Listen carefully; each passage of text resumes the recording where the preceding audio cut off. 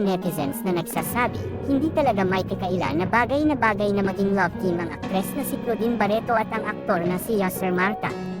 Nag-umpisang pag-usapan ng mga ito dahil sa tinamasang kasikatan ng kanilang tambalan na nagsimula sa teleserye ng GMA7 na Lovers and Layers.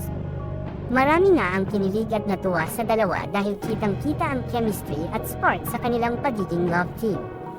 Naging trending at usap-usapan ang kanilang tambalan dahil sa kakaiba nilang pagpapakilig sa kanilang manunood. Samantala ngayon araw na pabalita naman sa buong social media ang tungkol sa naging panayam ni Yasser Marta kung saan inamin daw nito ang totoong namamagitan sa kanilang dalawa ni Claudine Barreto. "We are exclusively dating. I am at my happiest right now and for further details I won't say more. Basta hanggang doon na lang muna sa ngayon." Ito daw ang naging pahayag ng aktor sa tanong na kung sila na ba ng aktres sa isang exclusive interview sa kanya kamakailan lang. Sa ngayon maraming mga fans at supporters nila Claudine at Yasser ang sobrang kinilig dahil sa naging pag-amin daw na ito ng aktor patungkol sa totoong estado ng relasyon nila ng aktres.